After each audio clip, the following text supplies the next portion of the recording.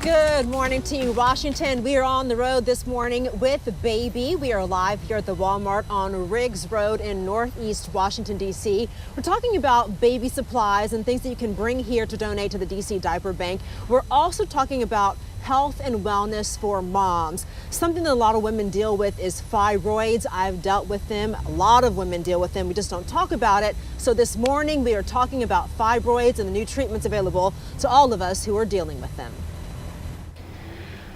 According to a study by U.S. Department of Health and Human Services, by the age of 50, 80% of African-American women will have uterine fibroids. Gynecologist Dr. Maria Victoria Vargas is here to help raise awareness on the impact of fibroids and share new discoveries and treatment. So thank you so much for being here, doctor. Certainly appreciate your time. Thank you for having me. Let's start with just how common fibroids are, not only for African-American women, but women in general. Yeah, by the age of 50, 80% of African-American women will have uterine fibroids, and 70% of other races will have uterine fibroids. So this is something that's really common, yet I feel like it's something women don't really talk about. It's true. About 30% of all hysterectomies in the United States are performed for the indication of uterine fibroids, and it's an extremely common and debilitating condition. How debilitating are we talking? Because I know for some women it's not nearly as bad. They can live with these fibroids, but for other women they have to have a hysterectomy or at least a myomectomy to remove them.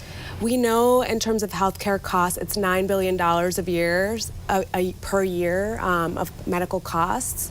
So it's a significant problem that debilitates women. They require surgery, they have to miss work. So, absolutely.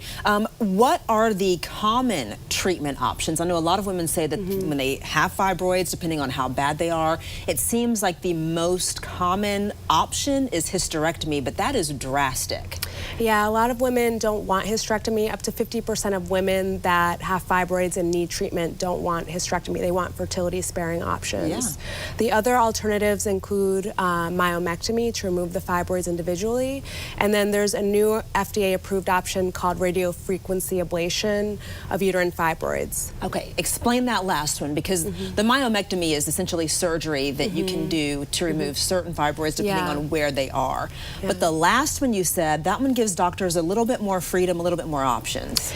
Yeah, it allows you to have a less invasive, it is still a surgery, but it's less invasive, meaning that you can potentially have a vaginal delivery if you have this option. You don't require any incisions on the uterus itself. It is a faster recovery than myomectomy, about a week of recovery over about 2 to 3 weeks of recovery with myomectomy. Awesome. Okay, so one of the problems with fibroids is that we really don't know how or why fibroids come about. So it's difficult to find a way to prevent fibroids. So essentially we're just looking at the after effects. How do you treat fibroids once you have them? How far are we in terms of new discoveries on treatment? We're understanding more and more. Like I said, this radiofrequency ablation is a newer treatment. The hysterectomy and myomectomy has been around for a long time. There are new medications coming out that are being considered for FDA approval. We're moving forward, but you know, the options, you have to individualize them because there's not always positives to every option. Yeah, there's positives and there's downsides, so it may not fit for every patient. Dr. Vargas, thank you so much for your time and your expertise. We certainly appreciate it. Thank you for having me.